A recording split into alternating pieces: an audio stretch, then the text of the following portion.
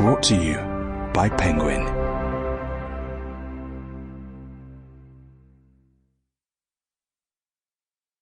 The Man Who Made Things Out of Trees, written and read by Robert Penn. Prologue. Venus of the Woods. The Ash for Nothing Ill, Edmund Spenser. The Fairy Queen, Book 1. I grew up under an ash tree. It stood over the gate that led from my childhood garden to the fields where my brother and I played out our fantasies. To dash past the elegant, slim-hipped, sweeping form of that ash in winter, and to flash beneath its airy canopy in summer, was to be transformed into a colonel or a king, a knight or a wizard. That ash was, for many years, the gatekeeper to my dreams. I can't remember as a child ever making the connection between that tree and many of the things I loved. I don't think I even knew that my prized Dunlop tennis racket, my hockey stick, my cricket stumps and bails, the rocking chair in my brother's bedroom, and our toboggan were all made out of ash wood. Yet that tree somehow stuck with me. Ever since then, I have instinctively looked for ash trees in the woodlands and fields, and even in the urban landscapes where I have lived.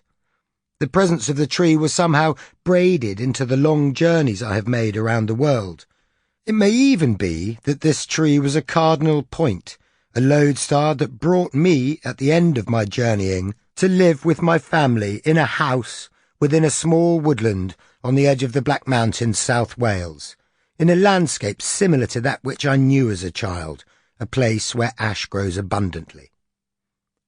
The woodland is on a south-facing slope. Fields and moorland enclose it on two sides. The Aru stream marks the southern boundary. Mixed deciduous trees, including rarely planted species, are arranged haphazardly.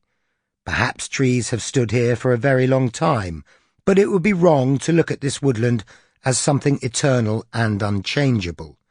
A woodland only represents the natural order of things at a particular moment in time. When we moved to our house over a decade ago, no one had raised an axe or swung a billhook here since the Second World War, when much of the woodland in the area was felled to provide timber for the war effort. It was a dark, tangled thicket with a canopy of leaves as carefully stitched as a Welsh quilt. The light was thin, the air was restricted, the woodland was somehow lifeless. I was unsure about what to do with my wood. Then I reread a Sand County Almanac by Aldo Leopold, the early American environmentalist. He wrote, "I have read many definitions of what is a conservationist, and written not a few myself, but I suspect that the best one is written not with a pen, but with an axe." And, tentatively one winter, I started to coppice, the ancient woodland management practice of cutting trees back to the ground level to stimulate regrowth. I felled the old, bulging hazel stools along the field boundaries. I thinned out the weakest trees, rendering new vigour to what was left. I created glades. I planted oak trees. I left standing dead timber and rotting wood on the ground. Birds began to nest in the piles of brash. Wild flowers, a few wood anemones, celandines, stitchwort, yellow archangel, lords and ladies, woodland violets, foxgloves and bluebells sprung to life. As I cleared the smaller trees or underwood, the taller trees, the single-stemmed timber trees called maidens, began to emerge. The skeletal character of individual trees was revealed, the muscularity of the oaks, the stanchion-like alders along the stream, the silver birch with their flamboyant mops of claret-coloured twigs. Most conspicuous of all in the dormant wood were the ash trees.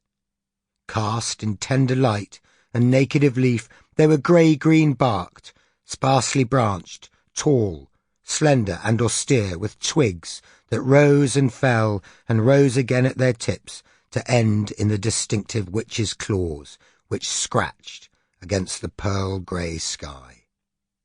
Ash wears... Sample complete. Ready to continue?